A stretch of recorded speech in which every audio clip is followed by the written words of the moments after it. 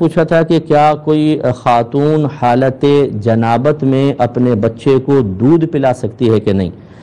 تو جی بالکل پلا سکتی ہے، کیونکہ یہ جنابت ہوتی ہے یا حالت حیض و نفاس ہوتی ہے یا بے وضو پن کی وجہ سے ایک نجاست ہم پر طاری ہوتی ہے، اسی وجہ سے ہم بے وضو نماز کی حالت میں نہیں کھڑے ہو سکتے، یہ تمام نجاست حکمیہ کہلاتی ہیں۔ نجاست حکمیہ کا مطلب یہ ہوتا ہے کہ نہ آپ انہیں دیکھ سکتے ہیں، نہ ان کی کوئی اسمیل ہوتی ہے، نہ انہیں چھو سکتے ہیں، یعنی ان کا حصی یا فزیکلی وجود نہیں ہوتا، بس شریعت نے کہا کہ مان لو کہ اس پہ ناپاکی، یہاں ناپاکی ہے تو ہم مان لیتے ہیں۔ اور جو حکمیہ نجاست ہوتی ہے، یاد رکھیں، نہ وہ کسی چیز میں صلاحیت کرتی ہے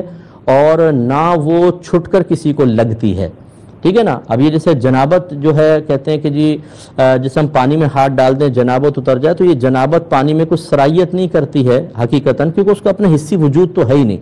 شریعت نے حکم دیا ہے کہ اتنے حصے کی گویا کہ ناپاکی اتر گئی، مان لو کہ یہ پانی ناپاک ہے، ہم کہتے ہیں ٹھیک ہے، لیکن حصی وجود اس کا نہیں ہوتا بہرحال۔ تو جب بچے کو ماں فیڈ کروا رہی ہے تو ایسا نہیں ہے کہ کوئی گندگی بچے کے پیٹ میں چلی جائے گی دودھ کے ساتھ، ایسا نہیں ہے۔ اسی لیے، اور یہ تو مطلب غیر مسلمین کا عقیدہ تھا کہ جب اہل کتاب کے ہاں جو ماضیہ زمانہ ماضیہ میں تھے، کہ ان کے ہاں جب کوئی عورت حالت حیض و نفاس میں آتی تو اس کو بڑا چھوت سمجھا جاتا تھا، اسے کمرے میں بند کر دیتے تھے کہ نہیں تم جس چیز کو ہاتھ لگاؤ گی سب ناپاک ہو جائے گا، اور مرد کے قریب نہ آؤ، بالکل دور ہو جاؤ۔ جب نبی کریم صلی اللہ علیہ وسلم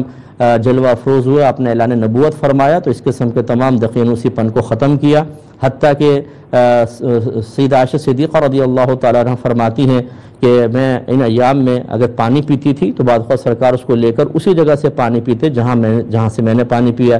تو اور اسی طریقے سے ایک دفعہ جب میں نے کہا، سرکار نے فرمایا کنگھی کریں، میں نے کہا یا رسول اللہ میں اس حالت میں ہوں، فرمایا کہ جنابت تمہارے ہاتھ میں تو نہیں ہے، تمہارے کنگھے میں تو صلاحیت نہیں کر گئی ہے، تو اس لیے ماں بالکل دودھ پلا سکتی ہے۔